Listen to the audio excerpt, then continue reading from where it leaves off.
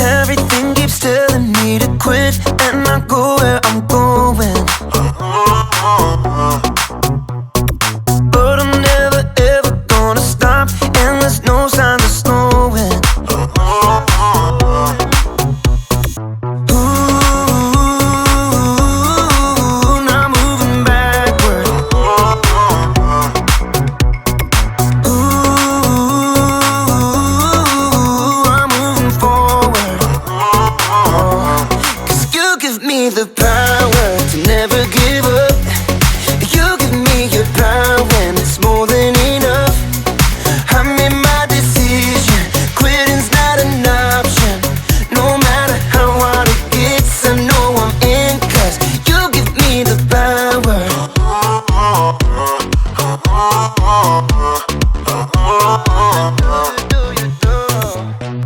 I'm committed to your plan, so I'll follow all of my days.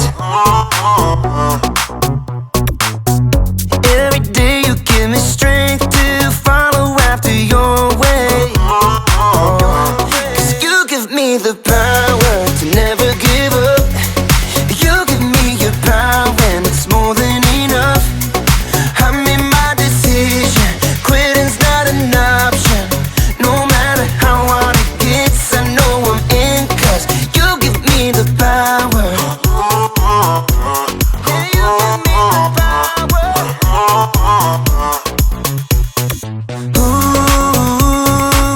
Ooh, now moving backward.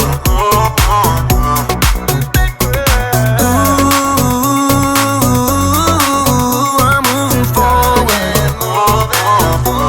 'Cause you give me the power to never give up. You give me your power and it's more than enough. I made my decision, quitting's not an option.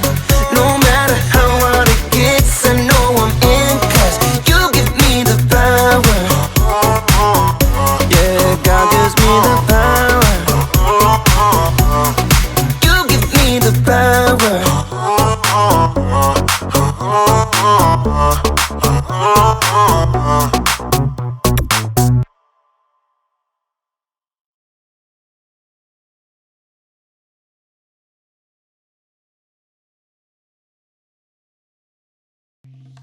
Welcome to Story Lab. This week we're talking about grit, while we take a look at the story of someone with a very colorful wardrobe. Oh, and this happened.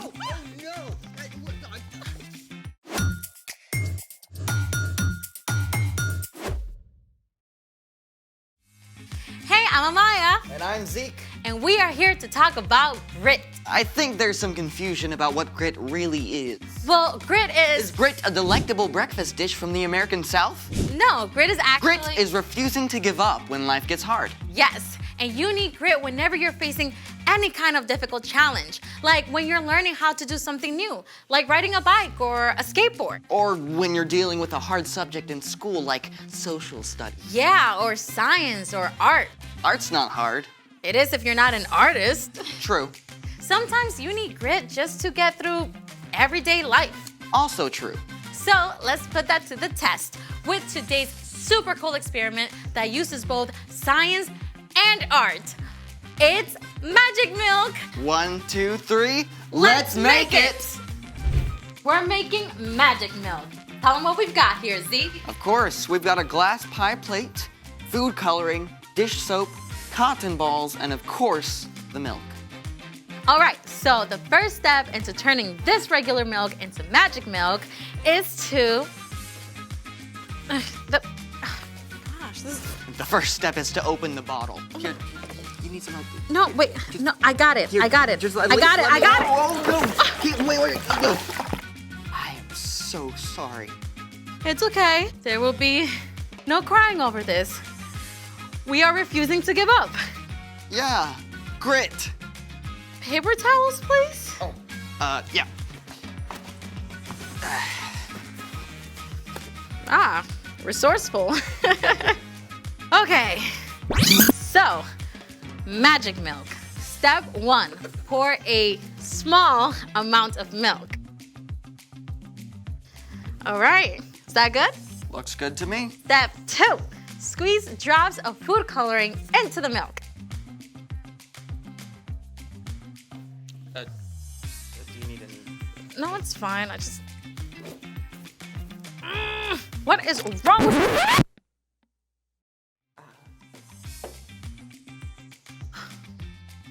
You know what? Let's just skip this whole thing. It's time The for... story. No. Keep going. Fine, you do it. Step 2, squeeze food coloring into the center of the milk.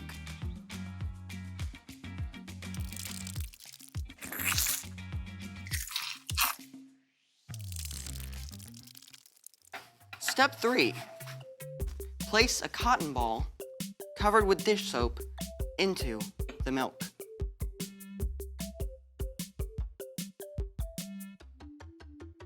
Whoa. Nice. Let's get that again.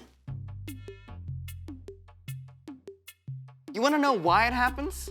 Go on. You see, whole milk has all these fat molecules, but when dish soap is dropped right into the middle, the soap molecules race around, bonding with all the fat molecules, creating a giant swirl of color. Well, Still green. But now it's time for... The story before the story. Today, we're in the very first book of the Old Testament, Genesis. God created the whole amazing world, but people turned away and broke their relationship with God.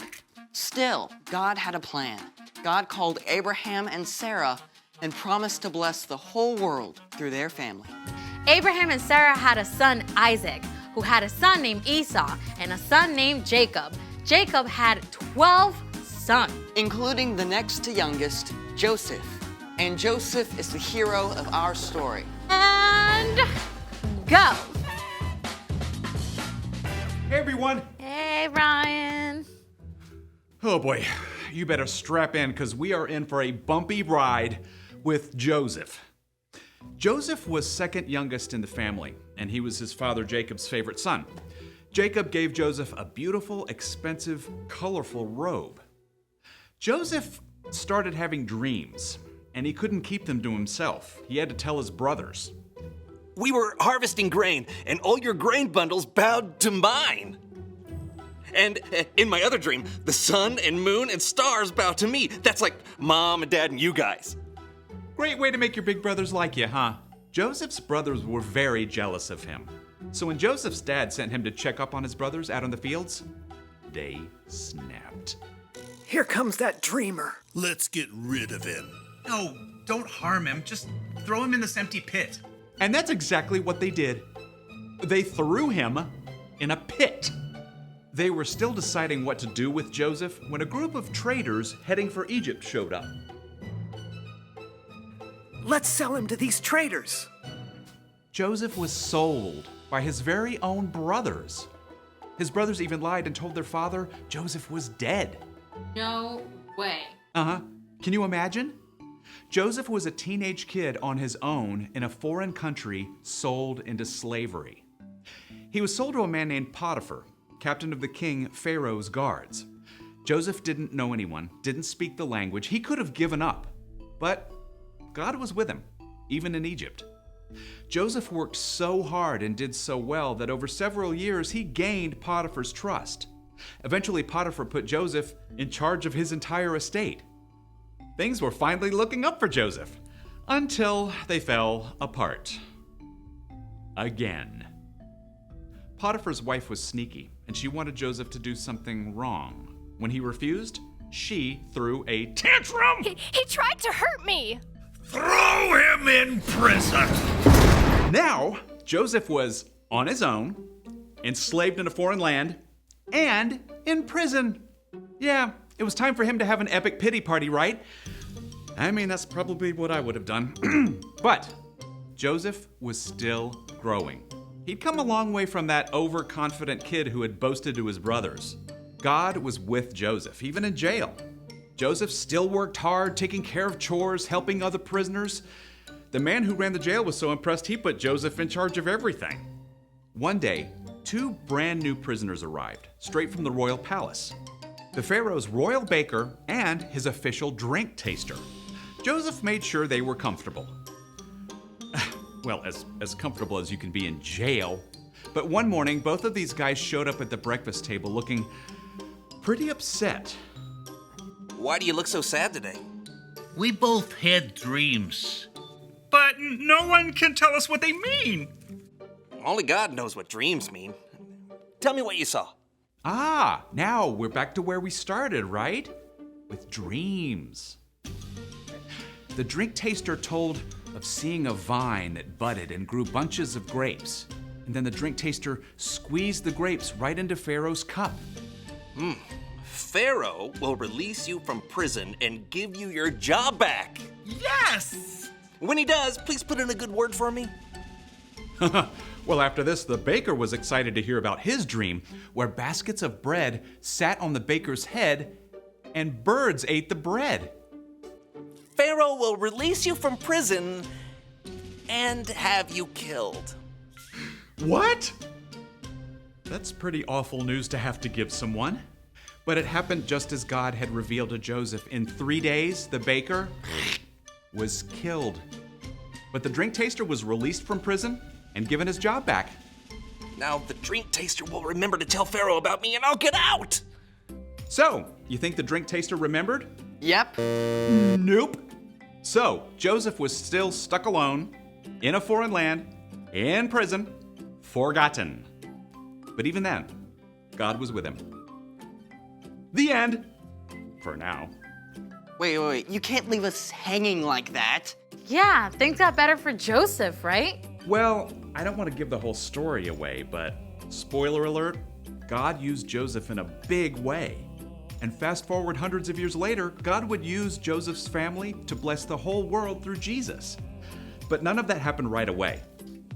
So, what's our part in the story?